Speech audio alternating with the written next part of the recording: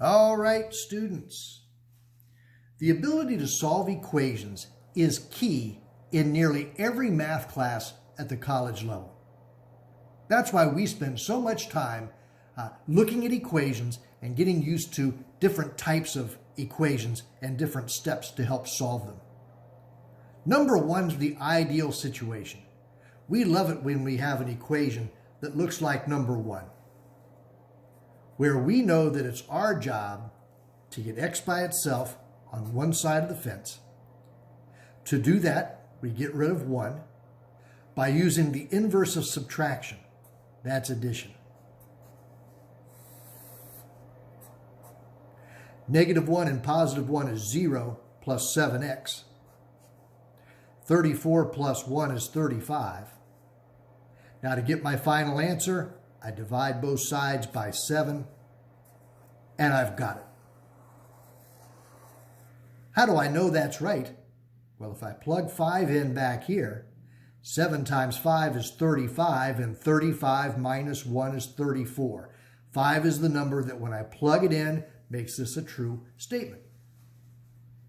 But not all equations are set up nicely like number 1 is. Number 2 is more difficult. It's trickier because it has an x on both sides of the equal sign. We don't like that. We like to have x on one side of the equal sign, and when we're done, we get x by itself, and that gives us our answer. But when we have x's on both sides of the equal sign, well, our job is to get all of the x's on the same side of the equal sign. So let's start this problem by getting rid of a 9x with a negative 9x. But if I subtract 9x from this side, I must match it by subtracting 9x from this side. What happens? 9x minus 9x is 0, along with that 4. On this side, I'm combining a positive and a negative. When the signs don't match, I subtract and take the sign off the larger number, along with this minus 1. Now I've got an equation I can deal with. When I'm finished, I'll have x by itself on the left, which means to get x by itself, I must get rid of this 1. The inverse of subtraction is addition. Negative 1 and positive 1 is 0 plus negative 1x. 4 plus 1 is 5. Now to get x by itself, we divide by negative 1. 5 divided by negative 1 is negative 5. Got it. When you work your homework problems, show your work just like this. Write the problem down, work your way down the page, showing your work, circle that final answer. Number 3 has a similar situation. If I think of my equal sign as a fence, I've got an M on the left side of the fence and an M on the right side of the fence, and we don't like that. Let's work to get all the M's on the same side of the fence. If I don't want 3M on this side, I can get rid of a negative 3M with a positive 3M. Adding 3M here means I must balance it by adding 3M on the left side of the fence as well. Now what does that do?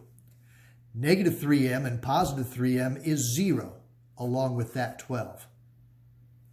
Negative 7M and positive 3M is negative 4M. And I'll copy that 4. Now when I'm done, I want M by itself on the left, which means this 4 has to leave. Get rid of a positive 4 with a negative 4. 4 minus 4 is 0, leaving a negative 4M on this side. 12 minus 4, that's 8. Now I get my final answer by dividing by negative 4.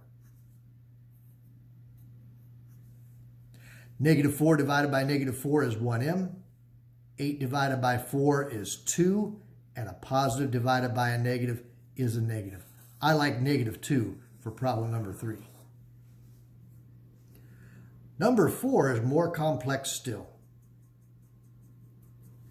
There's x's on the left, there's an x on the right, but before I deal with that, I'm going to go back and think about like terms. Let's start just with the left-hand side, where there's a 2x and a 3x. Those are like terms, and I can combine them. 2x plus 3x is 5x plus 10.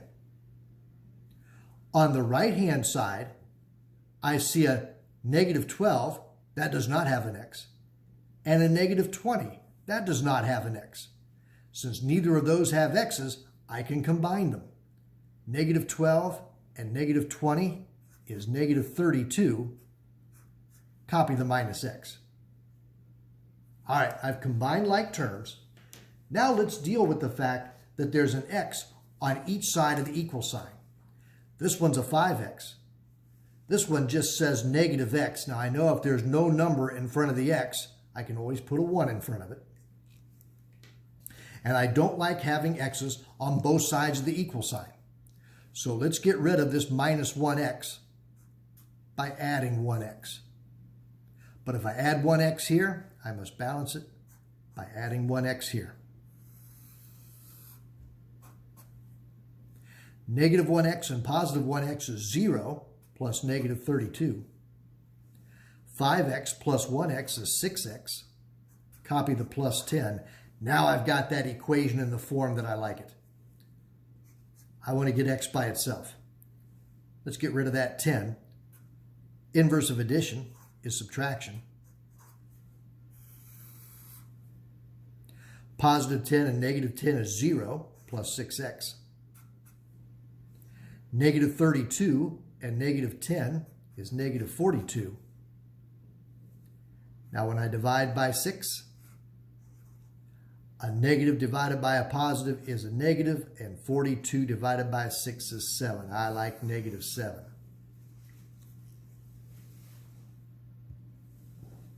These problems are kind of hard. If you feel like you're up for a challenge, pause the video, write this problem down and try it, and then turn the video back on and compare your work to mine.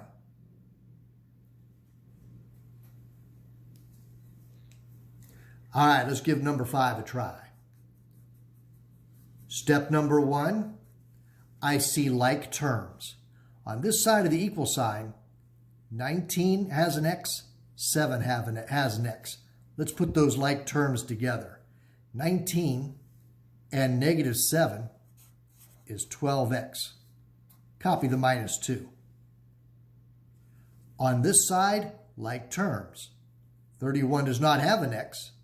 15 does not have an x. I can put those together. 31 minus 15 is 16. Copy the plus 6x. Now let's deal with the fact that I have x's on both sides of the equal sign.